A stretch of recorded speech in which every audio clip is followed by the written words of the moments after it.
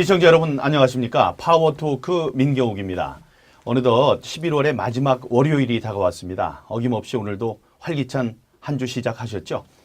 민경욱의 파워토크 오늘의 초대 손님은 삼선의 중진 의원이시고 지난 대선에서 사무총장으로 대선 최일선에서 뛰신 분이십니다.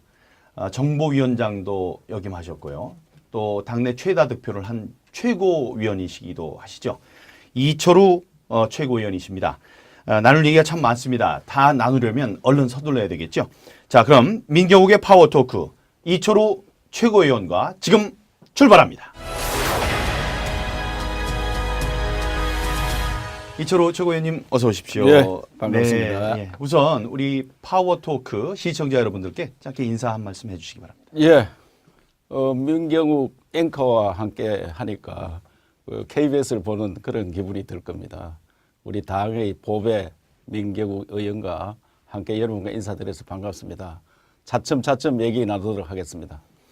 의원님 별명이 일철우시죠? 예. 이 일을 너무 열심히 한다 이렇게 해서 예. 지역 구민들이 예, 붙여주신 예. 이름이라는데 맞습니까? 지역에 우리 지역민들이 저보고 이철우가 아니고 일철우다 이렇게 해서 그때 뭐 의정 보고서에도 일철우입니다 이렇게 내니까 다들 좋아하더라고요. 일 열심히 한다. 그래서 저는 국회의원 되고 매주 토요일 일요일 지역민들하고 함께 했었습니다. 그래서 그 제도적으로 만들어 놨기 때문에 그분들은 과거의 국회의원하고 다르다. 일만 하는 이철우다. 국회의원이다. 이래서 일철우라는 별명을 받았습니다. 또 이철우 최고위원님께서는 약속의 정치인으로 제가 알고 있습니다. 지금 전반기에 상임위원장들을 뽑을 때 사실은 당내에서 경합이 많았기 때문에 1년씩만 하기로 했었지 않습니까? 예. 그래서 몇 분이나 1년만 하고 상임위원장 자리를 내놓으셨나요? 그때 우리 상임위원장이 이 삼선들이 통상 하는데 사람이 너무 많아서 1년씩 돌아가면서 하자 이렇게 약속을 했었습니다. 했는데 대부분이 이제 분당되고 뭐 가정이 있었기 때문에 대부분 약속을 안 지키고 그냥 넘어가더라고요. 그래서 저는 사실 제가 정보위원장 할 때 저는 경합이 안 됐습니다. 아무도 제가 나간다니까 전문가 있으니까 신청을 안 했는데 제 스스로 1년 하겠다. 그 저도 약속을 했기 때문에 1년 하고 내놨는데 한 6사람 좀 함께 내놔야 되는데 아무도 안 내놓고 제 혼자 내놨습니다. 그러니까 우리 보좌진에서 왜 내놓느냐 다른 사람도 안 내놓는데 그래도 약속을 지켜야 한다. 그래서 내놓은 적이 있습니다. 네. 약속의 정치인 이철우 최고위원님 일도 열심히 하시고 약속도 잘 지키셔서 이 꿈의 득표율을 기록하셨습니다. 지난번 최고위원 당선되실 때도 당내에서 최고 득표를 하셔서 지금 선임 최고위원이시고요. 다음에 지난 19대 총선에서는 83.5%라는 전국 최다 득표를 하셨습니다. 83.5% 정말 꿈의 득표율인데 이게 다 이일철우 덕분입니까? 그래. 그것을 우리 지역민들께서 저를 뭐 잘 봐주셔서 그렇게 83.5% 지금 생각하면 그걸 어떻게 득표를 했나 이런 생각이 들 정도입니다. 그런데 보물 따름이고요. 제가 약속을 지킨다 했는데 사드 때문에 우리 지역에서 반발이 굉장히 많았습니다. 그래서 저는 대정부 질문을 통해서 사드가 해롭지 않다 하는 걸 보여주기 위해서 그 인근에 들어가서 살겠다 이래 했는데 이 뭐 조선일보에도 보도가 되고 만물상에도 났습니다만 약속 지키는 사람이다 이렇게 났는데 저 친지 몇 사람이 한꺼번에 다 들어갈 수 없으니까 공동으로 집을 구입했습니다. 그래서 제 손녀하고 같이 가서 사는 사진이 나와가지고 약속을 지키는 정신이다. 그런 이야기 들었을 때 정말 좀 뿌듯했습니다. 예. 그때도 약속을 지키신 거죠. 언행의 일치를 중요시 여기시는 우리 이철우 최고위원님이십니다. 강론으로 좀 들어가 보죠. 의원님께서는 이제 교사를 하시다가 예. 이제 국정원에서 20년을 근무를 하셨습니다. 국회 정보위원장도 하시고 여당의 간사도 하시고 했는데 요즘 친정 바라보는 마음이 편치 않을 것 같습니다. 그 예. 직원이 뭐 목숨을 끊기도 하고 또 수장들이 줄줄이 구속되는 사태 어떻게 보고 계십니까? 예, 매우 마음이 아픕니다. 국가정보기관이 제대로 서야지 나라를 지킬 수 있습니다.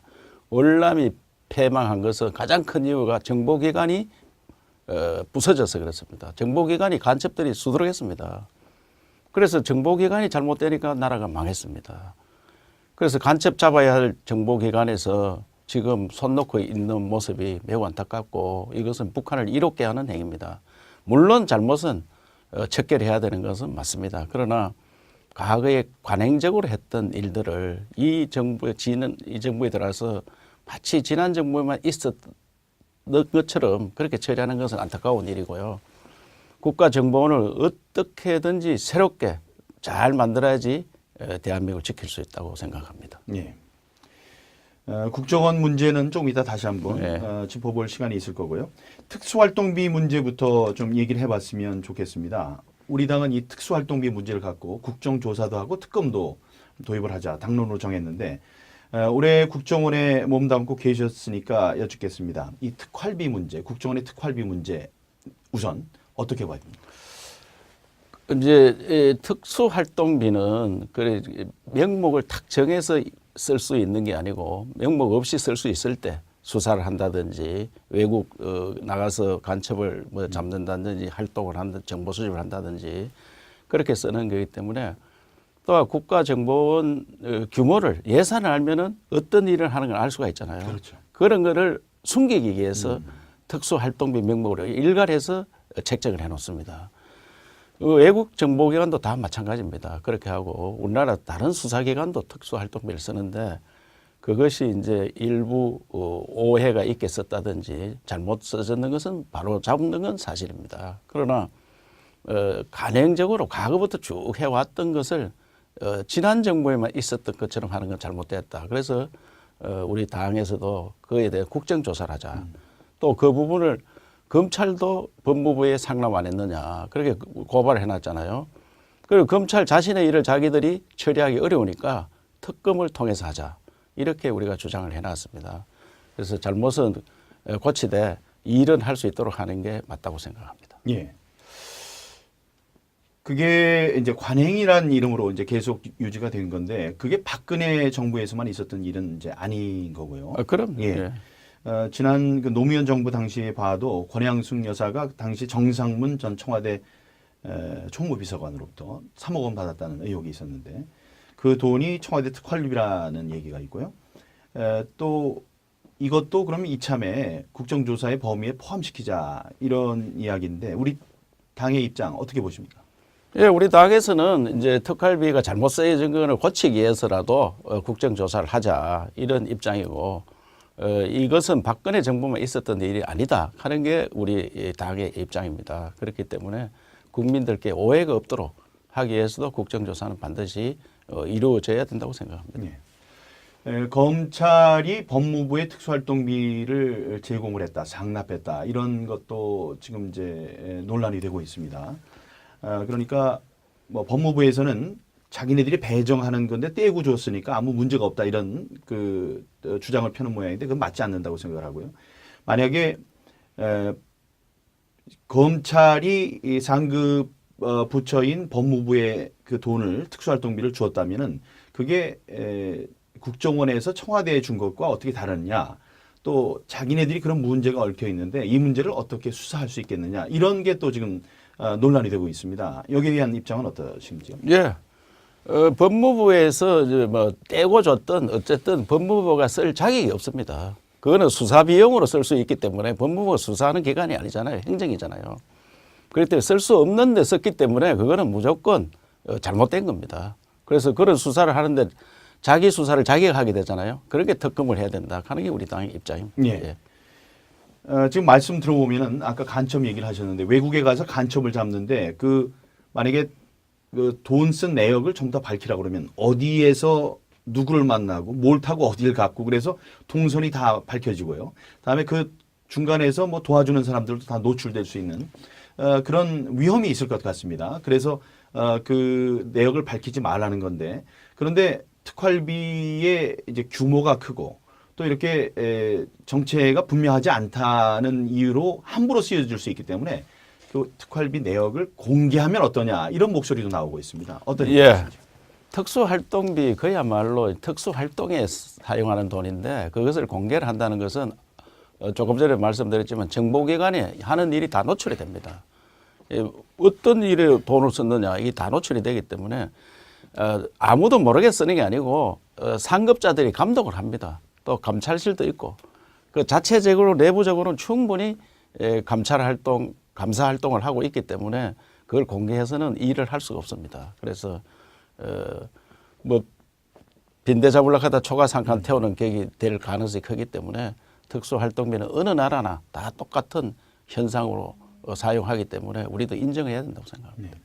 올바로 쓰이는 특활비는 아무 문제가 없을 예. 것 같습니다. 그게 이제 유용이 되고 잘못 사용되는 게 문제가 될 것 같군요. 이 총액이라든가 이런 걸 어떻게 국회만이라도 들여다볼 수 있는 조건이 됐으면 좋겠다 이렇게 얘기를 하는 모양인데 역시 그 기관에서 일하시던 그 분으로서 특활비의 성격으로 볼 땐 공개하지 않는 게 좋다. 예, 국회 정보위원회에서는 뭐 아주 세밀한 부분까지는 아니지만은 대충의 범위까지는 확인을 하고 돈을 결제를 합니다. 예. 그래서 심사 과정에 좀 더 자세히 들여다볼 수 있는 그런 기능을 가지고 있습니다. 네, 예, 예.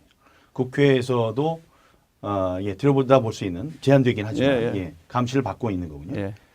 국정원 개혁 문제도 좀 짚어봤으면 좋겠습니다. 좋은 방향으로 개혁이 되면 좋은데 지금 대공 수사권을 폐지하겠다 이런 얘기가 나옵니다. 문재인 대통령이 후보 시절에 내놓은 공약이기도 하고요. 국정원에서 간첩을 안 잡으면 뭘 하겠다는 건지 알 수는 없는데 어떤 생각이신지.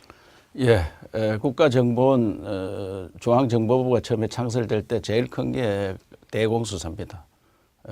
그런데 그것을 지금 없애겠다 하는 것은 있을 수 없는 일이고요. 다른 기관이 이관한다 하는데 제가 이석기 사건이 터졌을 때 그 당시 법무부 장관 나중에 총리가 한 분인데 한겨원 법무부 장관한테 그렇게 질문했습니다. 이 사건을 검찰에서 했으면은 수사가 가능했겠느냐? 하기 불가능하다. 왜? 이건 엄밀히 해야 되기 때문에 그 사람들이 밀폐된 공간에서 자기들만이 들어가서 교육을 시키고 하는 과정을 국가정보원의 노하우가 없었으면은 이거 뭐 해낸다. 그래서 경찰이라든지 검찰에서는 나타나는 사건에 대해서는 처리를 할 수 있지만은 숨어 있는 사건을 처리하기는 간첩들이 하는 행위에 대해서는 할 수가 없다. 그렇기 때문에 대공수사는 국가정보원에서 하는 게 맞다. 이렇게 이야기를 했습니다. 그래서 그래 전문가들을 수십 년 동안 양성을 하고 만들어 놨는데 이분들을 다른 기관에 보내서 일을 하면은 또 다른 기관은 대부분이 공개대가 있습니다.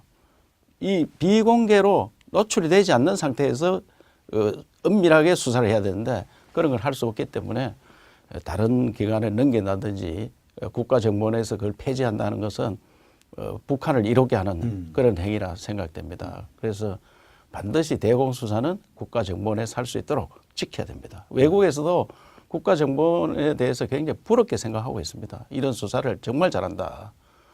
자기 나라를 같으면 어려울 거다. 이런 이야기도 많이 듣고 있습니다. 예. 예. 아까 사드 문제 예, 말씀하셨습니다. 대개 이제 자기 지역으로 오면 싫다고 막 그러는데 그거를 양심 또 정치인의 양심으로 그렇게 할 수 없다. 우리 지역에는 어렵더라도 국가를 위해서 필요한 것이기 때문에 설득을 하겠다 이렇게 말씀하셨습니다. 그런데 그 과정에서 뭐 물병도 맞으시고 또 아까 잠깐 언급됐습니다마는 약속을 하셨죠. 그 근처로 가겠다. 사실 저도 그때 약속을 했었습니다. 그 앞에 가서 100m 안전하다고 그러니까 몸으로 그걸 증명해 보이겠다. 그래서 얘기를 했었는데 그 사드 문제를 한중 문제랑 지금 결합을 시켜가지고 사드 문제 지금 봉합이 됐다. 봉인이 됐다 아주. 다 해결이 됐다는 게 정부의 입장입니다. 근데 좀 다른 얘기가 나오고 있거든요. 이 문제는 지금 봉인이 된 겁니까? 그래서 사드가 들어오려고 할 때 우리 지역마다 이제 자기 지역에 오지 마라 이래가지고 거센 항의가 있었습니다. 그래서 우리 지역에서도 한 10,000여 명이 운동장에 모여서 항의 시위를 하는데 제가 갔었습니다. 가니까 그때 시위 현장이 난리였습니다. 저보고 그냥 매국노 뭐 그 정도 아니고 야유, 함성 그런 것 때문에 말을 할 수 없는 지경이 되었는데 제가 그 전에 일본 사드 배치 지역을 제가 한번 돌아보고 왔습니다. 그것도 처음에는 걱정이 있었는데 지금은 조용히 잘 살고 전자파도 문제가 없다. 다 눈으로 확인했습니다, 제가. 그래서 그런 설명을 드리고 만약에 사드가 정말 전자파가 해롭다면 내가 앞장서서 반대하겠다. 그런데 제가 일본 현장에 가보니까 전혀 해가 없다.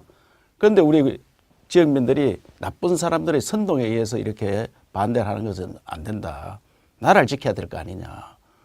그러면서 제가 찬성을 하면서 이야기하고 제가 국회의원 한 번 더 하는데 연연하지 않겠다. 여러분들이 이렇게 반대하면 내가 국회의원 안 되는 거 아니냐. 그래도 사드는 들어와야 된다. 이렇게 이야기했고 제가 미국에서 우리 사드 문제 때문에 여러 전문가들을 만나니까 중국 왜 저래 반대하느냐. 그러니까 일본에 사드 배치하는 건 전혀 반대 안 하면서 왜 한국 것만 반대하느냐. 그게 중국의 속셈이다. 중국이 뭐냐. 자기 손아귀에 들어오라. 미국에서 손을 떼라. 이런 이야기다. 그래서 제가 그런 문제를 가지고 중국이 우리나라를 자기 이 조선시대처럼 자기 손아귀에 넣고 싶어 하는 그거지 다른 목적이 없다. 전자파 또 사드가 뭐 자기들을 다 본다 이러는데 이미 우리 그 이상 보는 레이더가 있습니다. 우리도. 자기들도 우리나라 다 보고 있고. 일본도 있고요. 일본이 지금 보고 있지 일본도 중국을 다 우리를 보고 있고 미국도 예. 서로 다 보고 있는 거예요. 이거는. 우리나라에서 중국 비행기가 어디서 뜨고 있고 뭐 일본에서 비행기가 어떻게 뜨고 있고 다 보고 있고 중국도 우리나라 일거수일투족을 다 알고 있습니다. 그럼 미국은 전 세계를 다 알고 있고요. 그런데 그것이 뭐 문제가 된다고 사드 방어벽을 쳐라. 이거는 있을 수 없는 거예요. 그 터집 잡는 겁니다. 네. 그래서 우리가 그래 굴복하면 안 되고 이거는 군사 주권의 심대한 침해입니다. 그래서 우리가 지금 사드 하나 외에는 배치 안 한다. 이렇게 이야기했다는데 국민을 지키는데 사드 하나가 아니라 10개라도 필요하면 배치를 해야 되죠. 그래서 그런 정부에서 이번에 뭐 산불 정책 이런 건 정말 잘못됐다고 생각합니다. 네. 산불 정책 좀 언급해 주셨는데 산불 정책이 그겁니다. 추가적으로 사드 배치하지 네. 않겠다. 그다음에 미국의 방공망에 편입되지 않겠다. 네. 또 한미일 예, 한미일. 한미일 군사 작전을 하지 하지 않겠다. 않겠다. 이 세 개인데 이게 말이 되는 건지요? 그거는 있을 수 없습니다. 인조 임금 시절에 병자호란이 났잖아요. 저 북쪽을 보고는 그 성을 쌓지 않겠다. 그렇게 이야기했습니다. 똑같네요. 그거나 지금이나 똑같습니다. 그래서 이런 우리 국민 주권을 침해하는 특히 군사 주권 이 중요합니다. 국민의 재산과 생명을 지키는 게 국가가 할 일인데 그거를 포기하겠다는 뜻이나 마찬가지이기 때문에 있을 수 없고 사드는 북핵을 막기 위한 우리 이제 자위 수단인데요. 북핵 자체는 뭐 우리나라뿐만이 아니고 동북아 전체에 큰 위협이 되고 있습니다. 이 북핵 문제 해결을 위해서 우리 당에서는 천만리 서명 운동도 했고 전술핵을 배치해야 된다 이런 이제 입장을 가지고 왔었는데 북핵에 대비하기 위한 우리의 최선책은 뭐가 돼야 된다고 생각하십니까? 그래서 핵에는 핵으로 대응할 수밖에 없다는 것이 진리입니다. 핵을 가진 나라와 핵을 가지지 않은 나라가 전쟁을 하면 어떻게 되느냐. 첫째 항복하거나 안 그러면 죽거나 둘 중에 하나입니다. 그래서 우리는 그런 길을 그냥 앉아서 당할 수는 없는 거니까 현재는 한미 동맹이 있기 때문에 미국에서 지켜준다. 미국 해구산에 우리가 들어있다. 그래서 핵은 핵으로 대결하는 걸로 되어 있습니다. 그러나 북한 핵은 미국을 겨냥하고 있습니다. 미사일을 개발해서 미국을 워싱턴을 공격하려고 할 때 과연 미국이 우리를 끝까지 지켜줄 수 있는지 그게 우리는 의심을 갖고 우리 자체적으로 핵을 개발하든지 아니면 미국의 전술핵을 과거에 우리가 한 9,000여 개 우리나라에 있었는데 그것을 갖다 달라 이렇게 요구하는 겁니다. 우리나라에 배치를 해라 전술핵을. 그러면 현재 전술핵은 성능이 과거보다 좋아졌기 때문에 뭐 9,000여 개 필요 있는 게 한 3, 40개만 있어도 된다. 3, 40개 있으면 경비도 많이 안 듭니다. 또 유럽의 5개 나라가 한 180개 정도가 있습니다. 지금 독일 같은 나라에. 그런 나라에도 유럽의 5개 나라가 이미 전술핵을 운영하고 있으니까 우리도 유럽과 똑같은 그런 방어벽을 쳐달라 하는 게 우리 당의 주장입니다. 그래서 저도 2차례 다녀왔고 홍준표 대표와 또 같이 한껏 다녀왔는데 제가 처음에 갔을 때보다 미국 조야에서 홍 대표가 2번째 가니까 많은 학습이 되어서 상당히 우리한테 호응을 했고 특히 공화당 하원 의장이라든지 군사위원장 이런 분들은 우리하고 똑같은 입장을 가졌습니다. 그렇기 때문에 우리 정부에서 강력히 요구하면은 전술핵 배치도 가능할 거로 그런 생각이 듭니다. 핵에는 핵으로 대결을 하다가 똑같이 비핵화로 가자. 그 독일에도 그래 했습니다. 자기들도 전술핵을 많이 갖다 놨다가 7,000여 개 정도 갖다 놨다가 러시아와 같이 비핵화를 하자. 이래서 러시아 핵도 제거를 하면서 자기들도 핵을 많이 제거하고 현재는 아주 작게 가지고 있죠. 그래서 그런 전법을 써야 된다. 이렇게 생각합니다. 시간이 이제 얼마 남지 않았지만 꼭 이 예. 얘기는 또 해야 되겠습니다. 이제 지방선거가 7개월 예, 예. 앞으로 다가왔습니다. 우리 자유한국당으로서는 굉장히 중요한 선거인데 예. 또 개인적으로도 중요한 선거가 될 수 있을 것 같습니다. 물어보는 이유 다 아실 텐데 예. 경북도지사로서 예. 아주 유력한 인물로 예. 지금 거명이 되고 있고 또 경북부지사를 예, 지내셨습니다. 예, 예. 단도직입적으로 여쭤보죠. 경북지사에 나서십니까? 지금 각 언론에서 여론조사를 하고 있는데 여론조사 기관 언론마다 제가 지금 여론은 1등으로 나오고 있습니다. 나오고 있고 주변에서 권유도 많이 하고 있기 때문에 정기국회가 끝나면은 입장을 밝히려고 합니다. 그래서 지금 마음의 준비를 많이 하고 있다는 말씀을 드리겠습니다. 예. 만약에 당내 뭐 후보들이라든가 이렇게 정해지게 되면은 또 따로 모실 기회가 있을지도 모르겠습니다.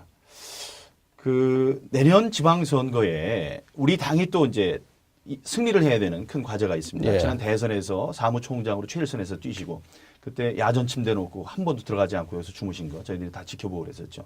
이번 선거에서 이기기 위해서는 어떤 전략이 필요하다고 생각하십니까? 예, 우리 당은 우선에 뭐 개파 싸움을 하기 때문에 당이 망한 겁니다. 저는 우리 당에 다른 게 아니고 개파 싸움으로 망했습니다. 친이 친박. 늘 그 싸움 때문에 당이 망했대요. 첫째로 단합해야 됩니다. 당이 똘똘 뭉쳐야 됩니다. 그리고 국민을 위한 정책을 많이 내놔야 됩니다. 그리고 우리 당 의원들이 웰빙으로 비치는 경우가 많이 있습니다. 이걸 고쳐야 됩니다. 서민 속으로 들어가야 됩니다. 그러면 지금 문재인 정부가 잘못하는 게 너무 많습니다. 특히 최저임금 문제라든지 국민을 어렵게 만드는 일들을 많이 하고 있기 때문에 국민들부터 계리되고 있는데 그 틈을 우리가 잘 파고들어야 되는데 그런 일들을 하고 있는지 반성을 해봐야 됩니다. 그래서 지방선거가 매우 중요합니다. 그래서 우리 당이 똘똘 뭉쳐서 국민 속으로 들어가는 정책을 폈을 때 불가능은 없다. 가능하다. 이번 선거도 국민들한테 신뢰를 쌓아서 이길 수 있는 선거가 가능하다고 생각하고 있습니다.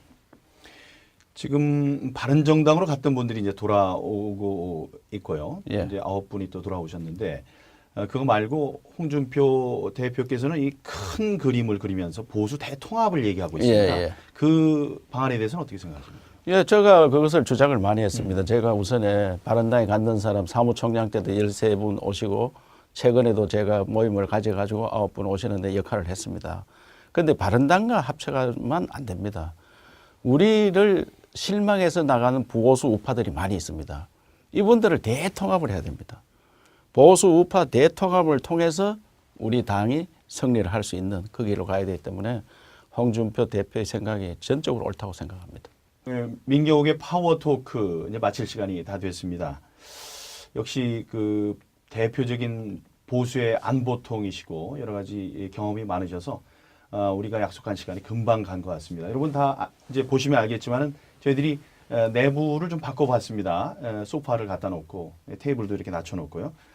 그리고 봤더니 클릭 수, 조회수가 지금 3회, 이제 4회로 가는데 처음에 뭐 12,000, 18,000 하다가 지난주에는 31,000 클릭 수를 기록을 했습니다. 물론 더 10배, 20배, 100배 이렇게 많이 돼야 되겠죠. 앞으로도 많이 봐주시고요. 주위에 또 많이 얘기해 주시기 바랍니다.